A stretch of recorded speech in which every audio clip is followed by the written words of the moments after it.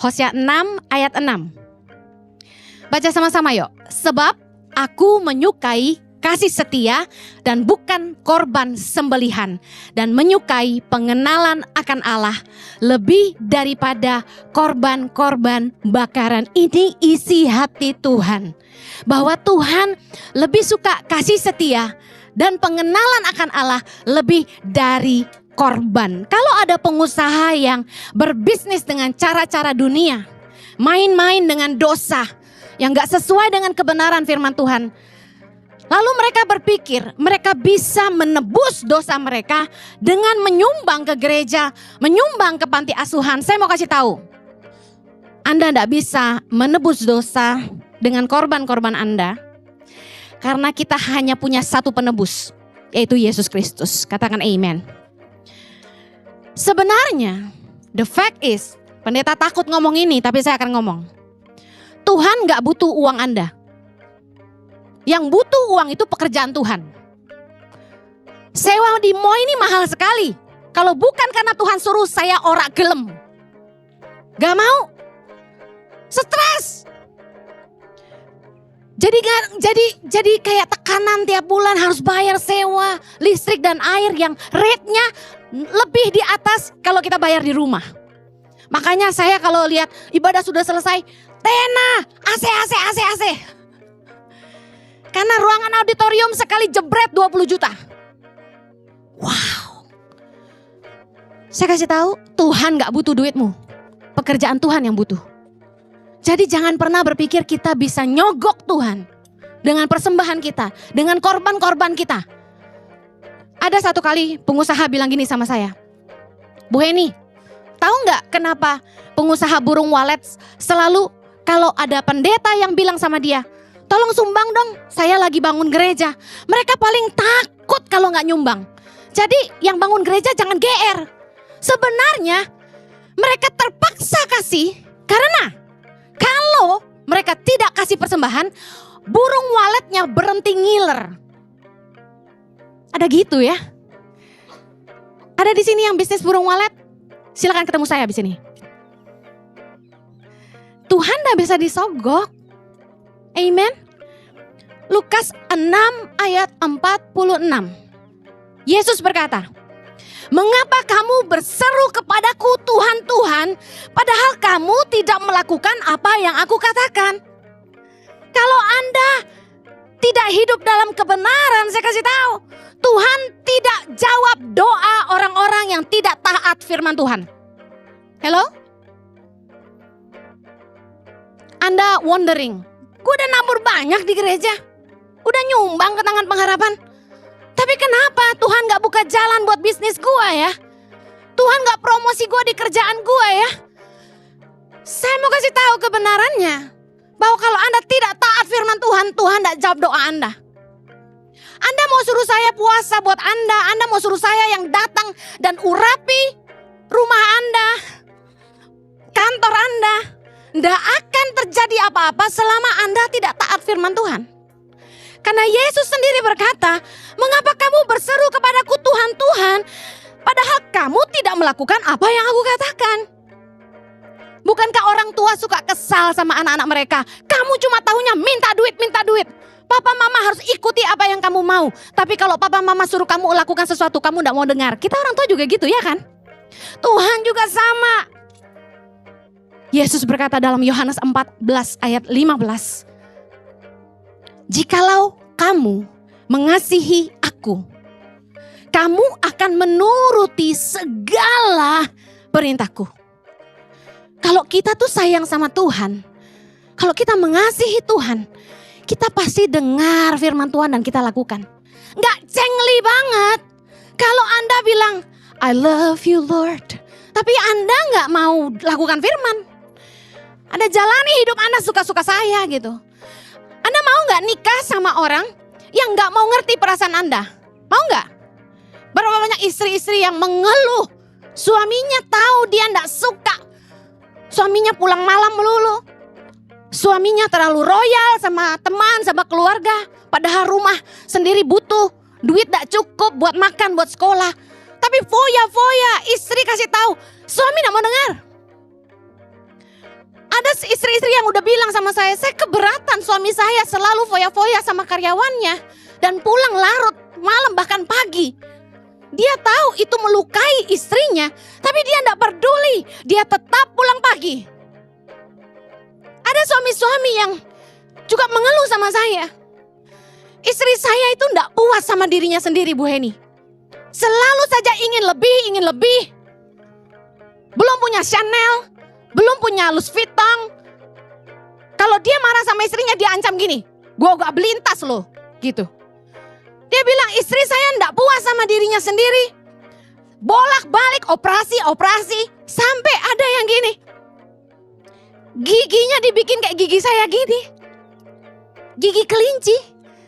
Waktu saya kecil, mama saya tidak kasih saya uang untuk pasang kawat gigi, Makanya jadi gini. Saya tuh agak minder dulu dengan gigi saya.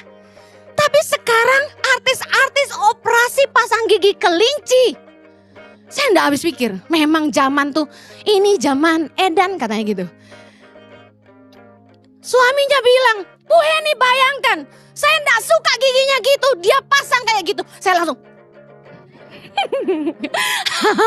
soalnya gigi gue gitu kan.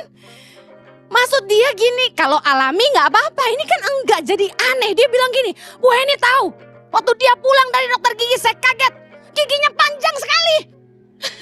Saya suruh gergaji katanya. Udah jangan aneh-aneh apa sih? Mama saya pernah bilang sama saya, "Kamu gak mau operasi hidungmu? Gak usah," saya bilang. "Tinggal gambar, kasih ungkilap dikit udah jadi." Kata raja cantik Cici hari ini, puji Tuhan. Meskipun suami saya suka godain hidung saya, tapi biar aja. Tahu enggak hidung sekecil ini hoki disayang suami? Haleluya. Jadi banyak suami yang frustasi karena istrinya enggak mau dengar dia. Dikasih tahu enggak mau dengar. Tapi istri-istri juga banyak yang frustasi sama suaminya. Enggak mau ngerti perasaan dia. Sebenarnya apa yang kita belajar coba? Nikah sama orang yang tidak peduli perasaan kita. Suami tidak mau dengar istri, istri tidak mau dengar suami, frustasi. Sama, Tuhan gak mau. Kita hanya menginginkan berkatnya, pemakaiannya, tapi tidak mau dengar firman-Nya. Tidak mau dengar perintahnya dan tidak mau melakukan kehendaknya. Matius 7, 21, 23. Kita baca sama-sama. "Bukan setiap orang yang berseru kepadaku, Tuhan, Tuhan, akan masuk ke dalam kerajaan sorga, melainkan dia yang melakukan kehendak Bapakku yang di sorga. Pada hari terakhir, banyak orang akan berseru kepadaku, Tuhan, Tuhan, bukankah kami bernubuat demi namamu dan mengusir setan demi namamu dan mengadakan banyak mujizat demi namamu juga." Ayat 23. "Pada waktu itulah aku akan berterus terang kepada mereka dan berkata, aku tidak pernah mengenal kamu, enyahlah daripadaku, kamu sekalian pembuat kejahatan." Coba belajar firman ini. Di awal Yesus katakan di ayat 21, "Bukan orang yang berseru kepadaku Tuhan, Tuhan, yang akan masuk dalam kerajaan sorga, melainkan dia yang melakukan kehendak Bapakku yang di sorga." Penting gak melakukan kehendak Tuhan dalam hidup kita? Penting. Ayat 22 bicara soal orang-orang yang kelihatannya dipakai Tuhan, bernubuat, mengusir setan, dan mengadakan banyak mujizat. Apa yang salah dengan ini? Nggak salah. Tapi kita akhirnya mengerti bahwa Tuhan tuh nggak mau. Kita hanya menginginkan berkat dan pemakaian Tuhan. Yang Tuhan mau, kita ngerti kehendak Tuhan. Anda mau nikah sama orang yang hanya mau harta Anda? Yang hanya bisa bermewah-mewah dan menikmati fasilitas yang ada, tapi sementara dia tidak peduli apa yang Anda mau dengan dia? Waktu saya nangkap kenapa suami itu komplain tentang istrinya yang operasi, saya jadi ngerti gini. Sebenarnya bukan operasinya yang dia keberatan, karena mereka punya uang. Yang bikin dia kesal adalah istrinya tidak tanya pendapatnya. Tuhan bukannya tidak suka Anda bernubuat dalam namanya. Anda ngusir setan dan Anda menyembuhkan orang sakit. Semua itu baik. Tapi yang Tuhan Tuhan tidak suka. Kita hanya menginginkan pemakaian Tuhan tanpa mau ngerti isi hati Tuhan. Kita tidak mau tanya sebenarnya apa kehendak Tuhan. Karena gini, belum tentu kehendak Tuhan buat kita itu sekeren pemakaian Tuhan atas hidup orang lain. Pelayanan saya bukanlah pelayanan yang menjadi favorit buat hamba-hamba Tuhan. Terhitung jari hamba Tuhan yang mau melakukan apa yang Tangan Pengharapan lakukan buat Indonesia, setuju? Kenapa orang tidak suka pelayanan kami? Apa kerennya? Satu kali teman hamba Tuhan bilang gini sama saya, pelayanan Tangan Pengharapan adalah pelayanan buang-buang uang. Wow, kenapa? Kalau kita bernubuat, itu keren disaksikan orang banyak, kita bilang, hai kamu yang baju putih, sebentar lagi Tuhan akan mengirimkan berkat buat hidupmu, bla bla bla bla bla. Keren dilihat orang kan? Wow. Ngantri yang mau didoain udah kayak dukun. Ngusir setan, sakti banget. Menyembuhkan orang sakit, hamba Tuhan terkaya pasti nyembuhin orang sakit. Kenapa orang suka punya 3 pelayanan ini? Karena penggemarnya banyak, followernya terbanyak, namanya paling besar, paling tenar, paling kaya, pasti. Tapi yang buang-buang duit, habis khotbah bawa duit ke pedalaman, buang duit, gak ada yang mau. Ngapain susah-susah ngurus orang? Anak bukan anak kita katanya. Tapi itu kehendak Tuhan bagi saya. Saya gak bisa milih. Saya dicap pendeta jualan kaos, biarin aja. Mereka kan gak tahu. Tapi Tuhan tahu. Kadang-kadang kita lebih milih berkenan di hadapan manusia daripada berkenan di hadapan Allah.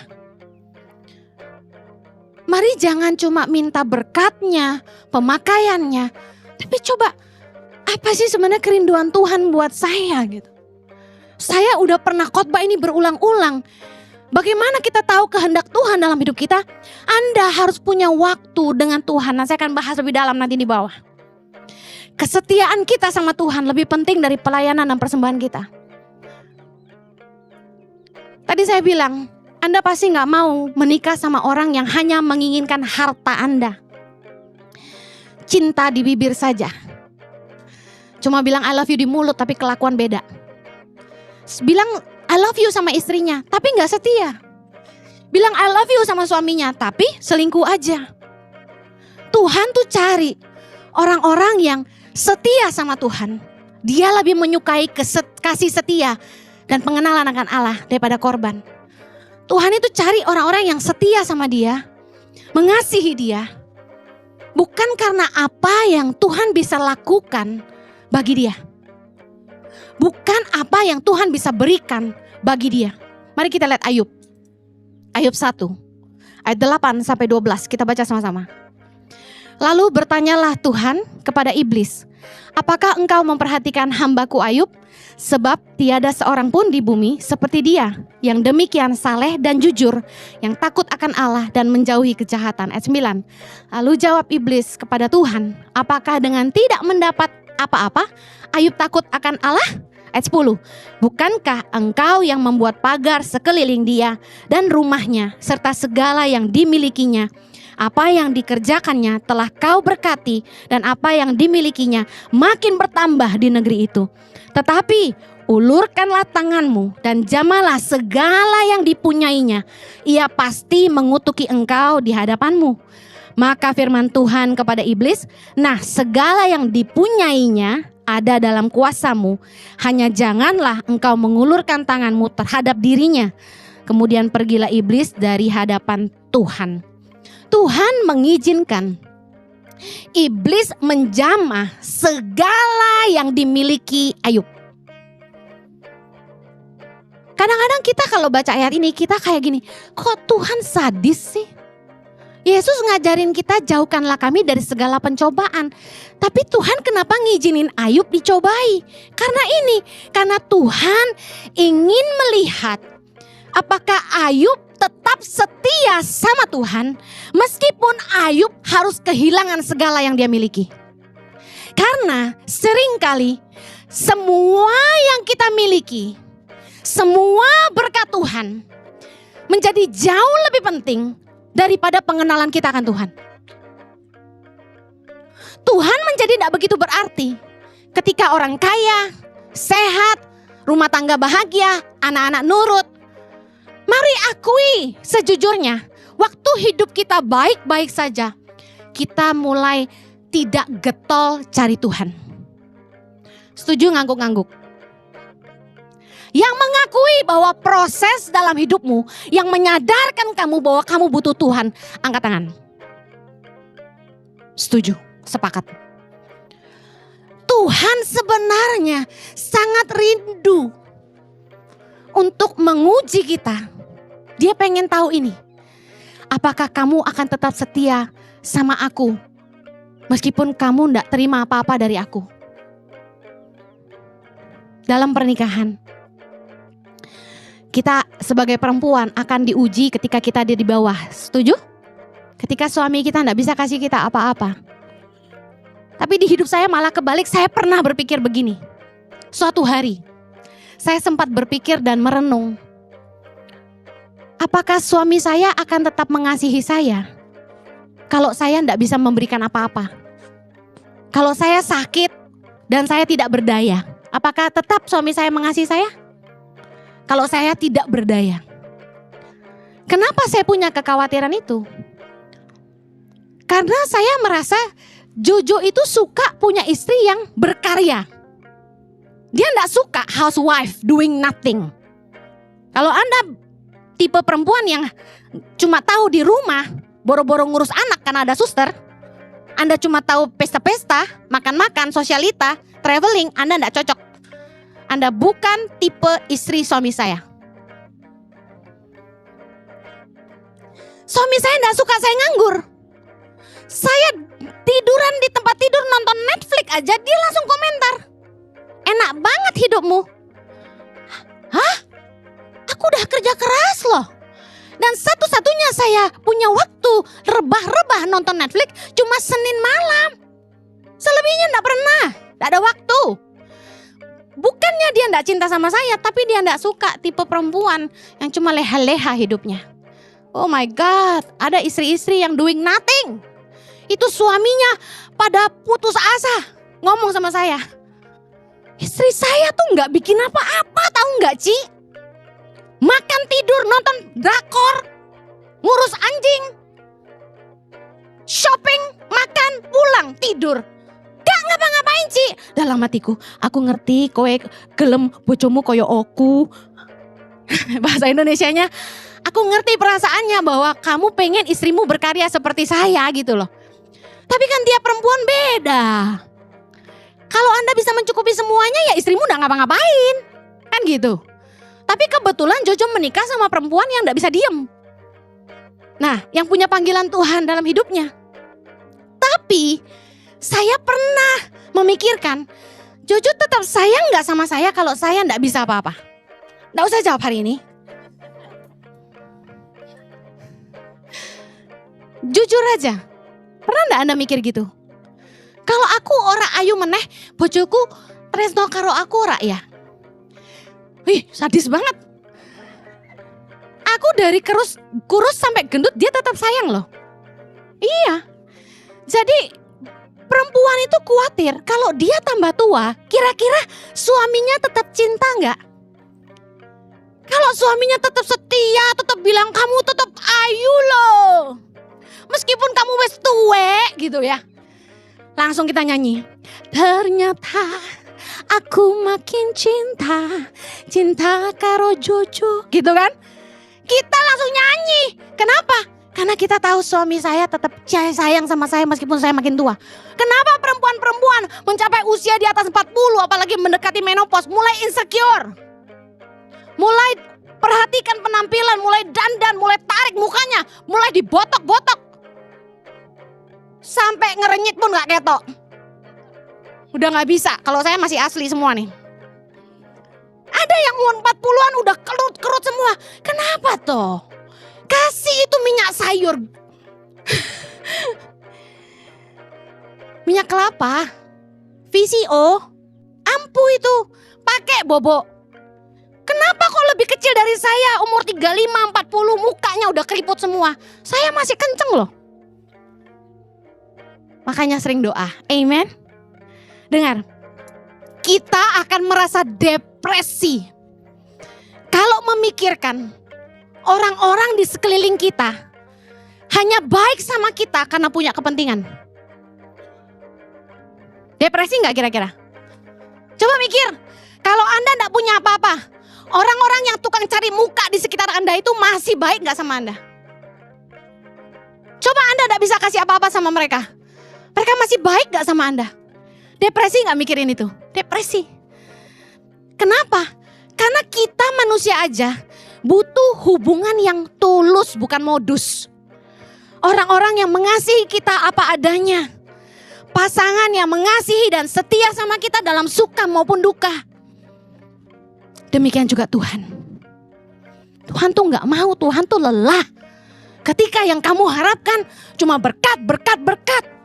Pemakaian, pemakaian, pemakaian. Kemuliaan, kemuliaan, kemuliaan. Tuhan pengen lihat gini.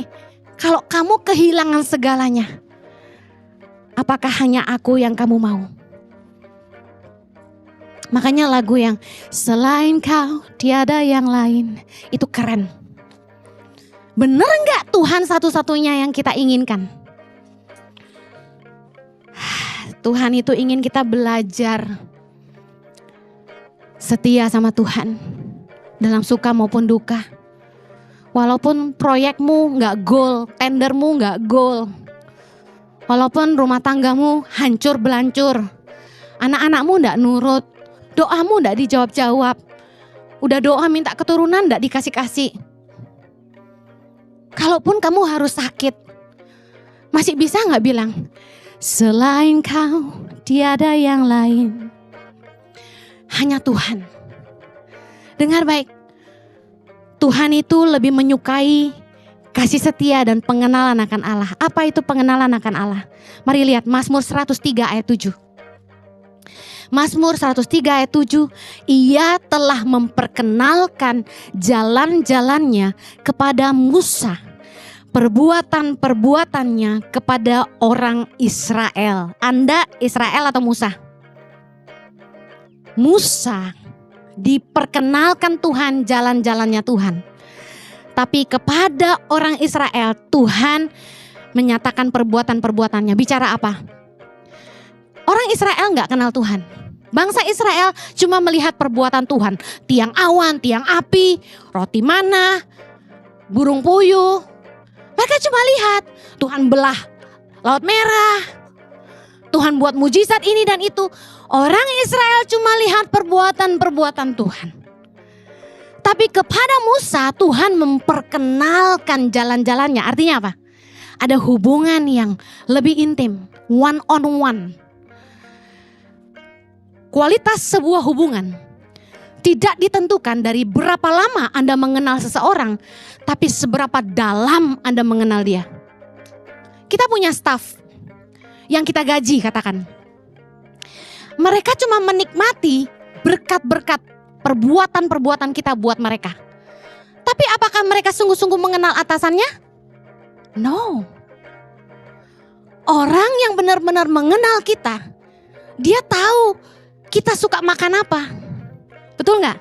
Dia tahu kita alergi apa. Dia tahu kita gak sukanya apa. Dia tahu apa yang bisa bikin kita marah. Dia tahu bagaimana menghadapi kita ketika kita marah. Dan yang paling keren, staf yang benar-benar mengenal kita, dia sebelum tanya kita, dia udah tahu apa yang kita akan ngomong. Betul? Jadi dalam hidup kita, ada orang-orang yang hanya sekedar pengen nikmati berkat dari kita. Tapi ada orang-orang yang pengen benar-benar mengenal kita. Pengen tahu isi hati kita. Orang-orang yang pengen sekedar dekat aja, gak butuh apa-apa. Manusia lebih suka perbuatan-perbuatan Tuhan, tapi sesungguhnya Tuhan ingin kita belajar mengenal Tuhan. Gimana caranya mengenal Tuhan? Sama seperti ketika Anda berusaha mendekati seseorang. Anak-anak muda ketika PDKT, what do you do? Ketika Anda naksir sama seseorang, what do you do? Ketika ibu-ibu mulai mengagumi seorang hamba Tuhan, apa yang Anda lakukan? Nomor 1, kepoin sosmednya. Betul? follow. Kemudian berusaha dapetin kontaknya. Benar gak? Naksir cewek langsung, bro, lu kenal bro? Siapa tuh bro? Minta dong kontaknya. Ada, saya pernah cerita suamiku ditaksir cewek-cewek dimintain kontaknya, dia kasih. Bikin emosi. Kenali sifat dan karakternya. Apa yang dia suka, apa yang dia suka. Ketika Anda berusaha dekat sama seseorang, Anda mulai belajarin, dia kayaknya suka warna biru deh. Kayaknya dia suka kuning, dia pakai kuning terus. Terus kita mulai belajar orang ini gak suka apa. Makanan kesukaan, warna kesukaan, hobinya. Kamu kalau es krim sukanya strawberry, coklat, vanilla. Gitu nanyanya. Kita mulai belajarin kebiasaannya. Pernah gak Anda PDKT ngejer orang, Anda sampai tahu tiap Senin dia olahraga. Tiap Jumat dia pergi main futsal. Anda sampai tahu gitu kegiatannya. Saya percaya kalau Anda ingin mengenal Tuhan, yang Anda harus lakukan yang pertama, Anda belajar tentang Tuhan. Belajar tentang Tuhan tuh gimana? Ya baca firman. Orang Kristen kok gak mau baca Alkitab? Bu Heni, yang paling penting itu kitab mana? Semuanya dibaca. Sampai lu mumet pindah. Baca yang paling gampang dimengerti. Saya sarankan kalau Anda bisa baca dari Kejadian sampai Wahyu selesaikan. Kalau ada yang ini apa sih sehasta, 2 hasta, 3 hasta. Udah lompat aja kalau Anda daripada ada bobo, Anda ganti. Tapi baca firman. Saya paling suka Mazmur, Amsal, Perjanjian Baru. Ya, kitab Injil. Saya paling suka. Nah, belajar tentang Tuhan, saya suka baca tentang apa yang Yesus katakan. Jadi kan kalau di Alkitab itu ada yang tulisannya merah ya, perkataan Tuhan Yesus ya. Wah, saya tuh senang ngelihat reaksi Yesus. Waktu orang Farisi mulai kompor, responnya gimana. Waktu orang jahatin dia, responnya gimana. Ada yang Yesus punya jurus hilang, itu keren banget gak? Yang dia didesak ke jurang, lalu dia hilang. Wow, Yesus punya ilmu. Baca tuh kayak buku cerita gitu loh. Nah, belajar tentang Tuhan. Ketika kita baca firman, sebenarnya gini, kita mulai belajar ngerti pikiran-pikiran Tuhan. Jalan-jalannya Tuhan. Oh, Tuhan tuh gak suka kalau kita memandang rendah orang lain. Oh, Tuhan tuh gak suka kalau kita jahat sama orang. Kita jadi ngerti cara pikir Tuhan. Nah, staf saya yang dekat dengan saya, dia ngerti persis keputusan-keputusan saya. Jadi contoh, kalau mereka punya kebutuhan membeli sesuatu, pasti saya minta mereka cari 3 perbandingan harga. Termurah, sedang, termahal. Staf yang benar-benar mengenal saya, dia tahu saya akan pilih yang tengah-tengah. Nggak perlu mewah, tapi kualitasnya harus bagus. Nah, orang dekat sama kita jadi ngerti cara pikir kita. Paham maksud saya? Kalau Anda dekat dengan Tuhan, Anda sering baca firman, Anda akan copy paste cara pikir Tuhan. Otomatis cara berpikirmu ikut firman Tuhan. Lalu bagaimana mulai mengenal Tuhan? Miliki waktu-waktu pribadi dengan Tuhan. Waktu pribadi itu gini, saya pernah khotbah tentang tempat sunyi, waktu tenang. Anda gak bisa gak komitmen tiap hari punya waktu sama Tuhan jam berapa. Saya gak peduli Anda mau punya waktu sama Tuhan itu di mobil, di motor, di kamar mandi. Tapi tiap hari Anda harus punya waktu sama Tuhan. Berapa lama Bu Heni? Doesn't matter. Kualitas hubungan lebih penting daripada kuantitas hubungan. Buat apa Anda ikut kebaktian 10 kali kalau Anda tidak pernah ngerti isi hati Tuhan? Lebih baik kita mungkin jarang ketemu sama suami karena masing-masing sibuk kerja. Jarang ketemu anak. Tapi ketika Anda punya waktu sama suami dan istri dan anakmu, kamu kasih 100% waktumu. 1 jam efektif dan berkualitas. Nggak main handphone. Nggak lihat kanan kiri. Tapi Anda fokus sama mereka. Sama Tuhan juga gitu. Mungkin waktumu cuma sehari setengah jam tapi 2 kali. Pagi dan malam. It's okay. Tapi paling enggak kamu fokus sama Tuhan dan kamu coba bilang ini. All I want is you Lord. All I want is you. Yang aku mau cuma Tuhan. Tuhan yang terbaik buat aku. Tuhan setia luar biasa buat aku. Tuhan keren. You know, just you and God. Dan kemudian kasih waktu tenang. Tuhan ngomong dong. Tuhan, Bicara dong apa yang Tuhan mau. Saya mau belajar dengar Tuhan. Itu waktu berkualitas dengan Tuhan. Kita belajar ngerti isi hati Tuhan. Saya bisa bilang orang yang punya waktu dengan Tuhan dan ngerti isi hati Tuhan, hidupnya akan tajam. Dia akan tajam dalam buat keputusan. Saya ngerti apa yang Tuhan mau untuk saya. Makanya saya dari umur 28 sudah bikin tangan pengharapan bersama suami saya. Sementara orang-orang itu nggak favorit. Kegiatan-kegiatan kami itu orang nggak suka. Tapi saya terus lakukan karena saya ngerti hati Tuhan. Kemudian belajar peka. Apa sih yang berkenan sama Tuhan? Apa sih yang gak berkenan sama Tuhan? Apa sih yang bisa bikin Tuhan marah? Apa yang bisa menyakiti hati Tuhan? Belajar, baca firman. Nah, tadi saya sudah bilang bahwa kualitas suatu hubungan tidak ditentukan oleh seberapa lama Anda mengenal seseorang, tapi seberapa dalam Anda mengenal mereka. Saya mau kasih gini. Kalau kita udah biasa pakai barang asli, kita akan cepat mengenali ketika barang itu palsu. Kalau Anda enggak pernah pakai barang aslinya, Anda enggak tahu ini asli atau palsu, bisa paham maksud saya? Kalau Anda biasa pakai barang asli, Anda bisa mengenali, oh ini palsu. Pernah saya lupa di satu pameran, saya pakai satu brand make up, lalu saya pergi ke sebuah pameran dan saya bilang gini, ih kacau ini palsu nih. Karena saya udah pakai barangnya aslinya. Nah saya peka dengan dua hal. Kopi asli dan kopi palsu. Dari umur 6 tahun. Papa saya ajar saya minum kopi hitam. Jadi ketika saya disajikan kopi. Cuma cium baunya saya langsung tahu ini Nescafe. Cuma cium baunya saya tahu ini kapal api. Mungkin kalau saya nggak jadi pendeta, saya jadi barista kali. Saya cium bau kopi itu, saya langsung tahu ini kopi tubruk atau kopi mesin. Waktu kami naik pesawat, saya minta kopi sama pramugari, dihantarin ke meja saya, kebetulan dibayarin orang tiket bisnis kelas.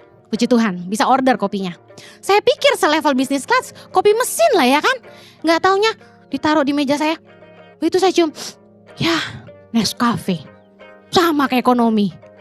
Suami saya bilang, kok kamu tahu?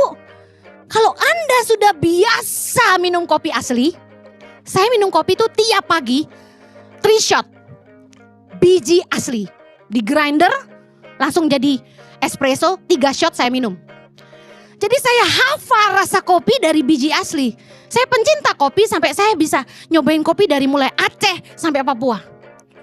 Dari Toraja sampai Flores, saya cobain semua. Nah, karena saya biasa dengan biji kopi asli, saya tahu ketika itu kopi instan. Kalau Anda terbiasa bergaul dengan Tuhan, Anda terbiasa baca firman, Anda terbiasa dengan hidup kudus, Anda pasti peka ketika Anda melakukan hal-hal yang tidak berkenan sama Tuhan. Anda cepat mengenali ini dosa. Anda cepat mengenali Tuhan pasti enggak suka ini. Masalahnya manusia suka kompromi. Abu-abu. Suka tanya sama hamba Tuhan. Kalau begini boleh enggak kak? Saya bilang ini, jangan pembenaran diri sendiri. Lu minta gue bela keputusan lu. Lu tahu itu salah. Aku cerai. Aku boleh nikah lagi? Lu mau ngapain nanya gue? Lu baca kitab suci. Baca firman. Lu minta izin sama gue bilang gak boleh. Mau apa lo? Kan gitu kan? Seringkali hamba Tuhan tuh dipakai jadi bumper buat bikin keputusan. Enak aja, dosa tanggung masing-masing bro. Bener gak? Masa nanya kita? Lu bikin keputusan, ingat konsekuensi ditanggung masing-masing. Kalau mau firman Tuhan, lakukan. Anda akan menghidupi yang namanya kehendak Tuhan dan bukan kehendak Tuhan. Kalau kita sadar bahwa itu gak berkenan, jangan lakukan. Tuhan tahu kita gak suka hidup dalam mabuk, pesta pora yang gak berarti, nginek, ngedrak, narkoba, main perempuan, pergi ke klub-klub yang ada striptisnya, penari-penari tanpa busana. Udahlah, jangan kompromi. Kalau Anda tahu itu salah, udah berhenti. Ketika ada orang chat Anda dan bilang gini, saya sebenarnya suka loh sama kamu. Padahal dia tahu kita sudah punya suami. Dia chat kita dan bilang, kamu cantik deh. Hah, masa lu gak tahu dia lagi flirting, lu bohong. Udah jangan dijawab, blok. Jangan dijawab, masa sih? Kalau Anda sudah biasa jalan lurus, Anda pasti mengenali kalau ini sebenarnya nggak boleh. Tapi Bu Heni, kan bisnis itu di Indonesia nggak bisa lurus-lurus, semua ada under table. Bedakan nyuap sama diminta. Kalau diminta, itu peraturan tidak tertulis. Lu nggak bayar, izinnya nggak keluar, kan gitu. Itu lu bayar. Tapi kalau dia nggak minta, lu kasih di bawah, itu lu salah gitu loh. Saya bilang sama staf saya, jangan coba-coba ya. Nggak ada. Kamu berlutut di depan dia, kamu ngemis sama dia, jauh lebih benar daripada lu kasih amplop buat dia keluarin izin kita. Nggak usah. Saya kasih tahu, pertanggungan jawab kita itu sama Tuhan. Hosea 4 ayat 6.